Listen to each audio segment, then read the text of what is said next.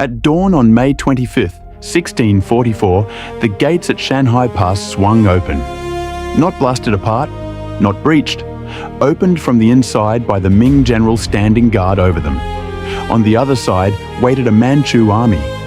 Within weeks, Beijing had fallen, and the wall that had taken 2,000 years and enormous human effort to build hadn't stopped the invasion that finally ended Chinese rule of China. It had just watched the gate get unlocked. Today, we're looking at what the Great Wall was actually built to do, whether it ever did it, and why a fortification 21,000 kilometers long still couldn't keep an empire safe. Like and subscribe quickly before we get into it. Let's go back to the beginning, because the Great Wall is really a lie of grammar. It was never one wall. During the Spring and Autumn period, between the 8th and 5th centuries BC, rival Chinese states were already building ramparts against each other. Qin, Chu, Zhao, Yan, and half a dozen others each walled off their own neighbors. These weren't built to stop cavalry from the steppe. They were built to stop other Chinese armies. That changed in 221 BC, when the state of Qin conquered its rivals and its ruler declared himself the first emperor of a unified China. He tore down the internal walls that had divided the old states. They were useless to him now, and worse, they were symbols of a fractured country he'd just spent years erasing. But he ordered new walls built along the northern frontier to connect existing fortifications against the Xiongnu, nomadic raiders from the steppe. The guiding principle was blunt: build and move on. This wasn't a fixed border. It was a line the empire kept redrawing as it needed. Remember that. Every dynasty after the Qin would inherit this same problem, and every one of them would answer it a little differently. The Han dynasty pushed the wall further than anyone before them, all the way out to Yumen Pass and Yang Pass, southwest of Dunhuang. And here the wall's job quietly changed. Out at the edge of the Gobi, the wall wasn't just holding back raiders anymore. It was a checkpoint. Goods moving along the Silk Road passed through gates in that wall, where officials could tax them, inspect them, and control who came through.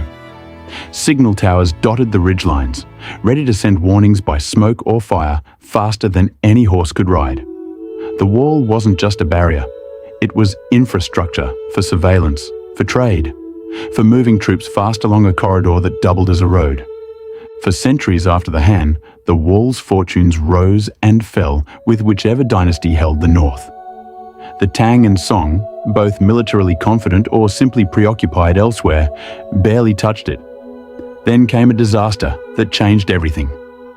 In 1449, Ming forces suffered a catastrophic defeat to the Oirat Mongols at the Battle of Tumu.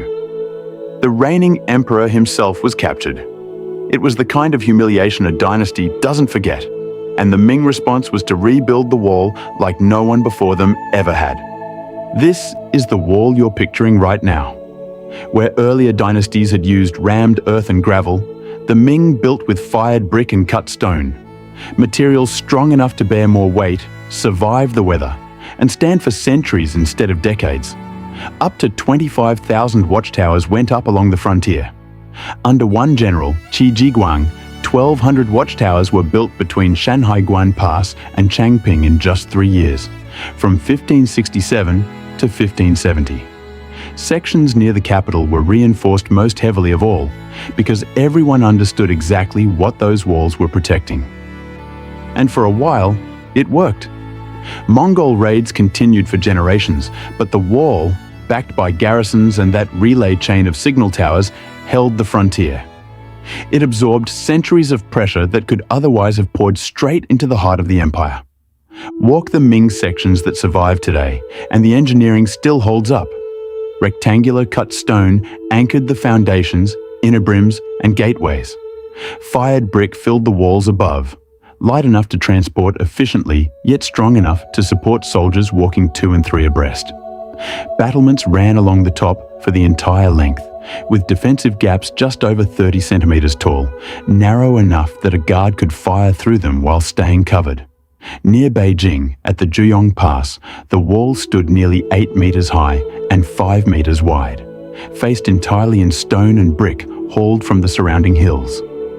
Further northeast, at Jinshanling, the wall climbs slopes so steep it seems to defy the terrain, 11 kilometers of it, studded with 67 watchtowers, one of them nearly a kilometer above sea level. This wasn't decoration.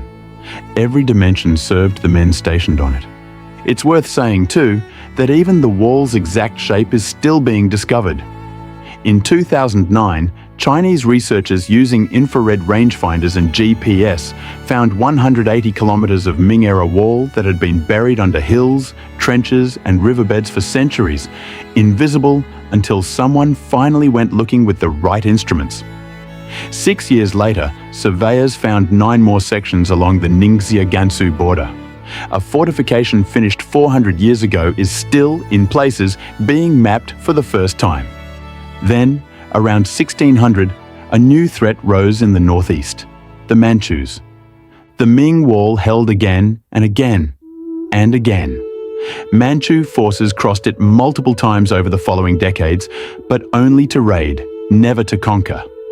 The heavily fortified pass at Shanhai held the line even after the Ming had lost the entire province of Liaodong behind it. As a purely physical barrier against a purely external enemy, the wall was doing exactly its job. But by 1644, the enemy wasn't only outside anymore. That spring, a rebel leader named Li Zicheng captured Beijing, and the Ming dynasty effectively collapsed from within before a single Manchu soldier crossed the frontier. General Wu Sangui, commanding the garrison at Shanhai Pass, found himself trapped between two threats: rebels holding the capital he was sworn to defend, and Manchu forces gathering on the other side of his own wall. He made his choice. He opened the gates and allied with the Manchus, hoping to use their army to retake Beijing from the rebels. He got his wish and lost everything else. The Manchus marched through the gate Wu Sangui unlocked for them, crushed the rebels, and then simply kept the capital for themselves. Within a generation, the Qing dynasty ruled all of China. The wall that had turned back raid after raid for 2.5 centuries was undone in an afternoon by a man with the keys. He was wrong about who he was letting in. Once the Manchus controlled both sides of the frontier, the entire premise of the wall dissolved. China's borders now extended past it, deep into Mongolia. There was no longer a beyond the wall to defend against, so new construction for the purpose of military defense simply stopped. The Qing did build one more barrier further north, the Willow Palisade, a line of trenches and willow trees meant to keep Han Chinese settlers out of Manchuria. But its purpose was migration control, not war. The Great Defensive Project was over, not because it had failed, but because the empire it once guarded no longer had a frontier to guard. So was it useful? For the raids it was built to stop, largely, yes. For the ambition that finally toppled the dynasty behind it, not even close. The wall was never designed to survive its own guards changing their minds. But its story doesn't end at the fall of the Ming. A few more things are worth knowing. 1.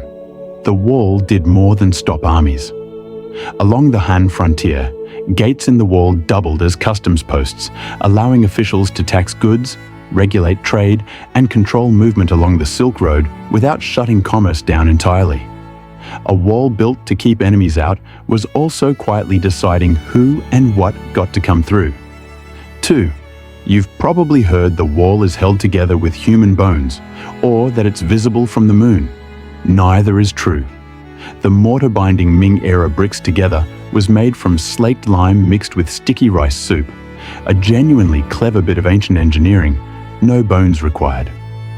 As for the moon claim, it goes back further than you'd think. In 1754, the English antiquary William Stukeley wrote that the wall may be discerned at the moon. A Victorian writer repeated the claim in 1895. A comic strip repeated it in 1932. NASA has since stated plainly that the wall is barely visible even from low Earth orbit, and is no more conspicuous from space than plenty of ordinary human structures. The moon sits so far away that the wall, from there, would be the width of a human hair viewed from 2 miles off. 3. Even early European visitors couldn't agree on what they were looking at. Marco Polo never mentioned the wall at all, despite living in China for years. A North African traveller, Ibn Battuta, heard about it secondhand in the 14th century, but couldn't find a single person who'd actually seen it. By the time Portuguese and Spanish accounts started circulating in Europe in the 1500s, the wall had already become legend before it had become fact. In 1585, a Spanish bishop who had never laid eyes on it described it as a superbious and mighty work of architecture. Later, European accounts made an error that stuck for centuries by assuming the Ming walls were the very same stones the first emperor had raised nearly 2,000 years earlier. They weren't. Almost nothing of the original Qin wall survives. 4. Nobody can actually agree on how long the wall is, and the honest answer is that the question barely makes sense. A 2012 national survey, the most thorough ever conducted, counted more than 10,000 separate wall sections. It also identified nearly 30,000 structures and more than 2,000 forts and passes. Combined, they produced a total length of 21,196.18 kilometers. The Ming portion alone, the part most people picture when they hear Great Wall, accounts for only about 8,850 kilometers of that total, and even that includes over 2,200 kilometers of natural barriers like cliffs and rivers that were never built at all.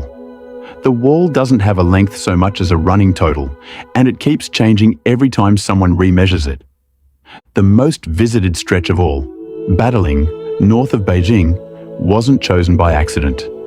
It was the first section reopened to the public after the country's borders opened up, and it's been showing the wall to foreign dignitaries ever since. Nearly 10 million people walked it in 2018 alone. The crowds became so large that the following year, the site capped daily visitors at 65,000, just to keep the 400-year-old brickwork from being loved to death. And the wall is still disappearing today. A 2012 government survey found that 22% of the Ming-era wall had already vanished, nearly 2,000 kilometers of it. It had been worn down by sandstorms, stripped for building material, or simply left to the weather. In 2023, construction workers in Shanxi province widened a gap in the wall just to make a shortcut for an excavator. Police called it irreversible damage to the integrity of the Ming Great Wall. A structure that survived Mongol sieges and imperial collapse is, in places, losing to a bulldozer. Here's the uncomfortable truth underneath all of it. The Great Wall was never really one project with one purpose. It was 2,000 years of different dynasties trying to solve the same problem. Nomadic power on their northern frontier, using whatever resources, urgency, and paranoia they had at the time. As a barrier against raiders, as a customs line along the Silk Road, as an early warning system relaying fire and smoke faster than any messenger could ride, it worked again and again for centuries. As a guarantee against the ambitions of the very men standing guard on it, it was never going to hold. No wall can. He held that pass for 2.5 centuries. Then he opened it himself. Drop your thoughts in the comments, and don't forget to like if you learned something new. Remember to subscribe for more incredible stories and historical facts.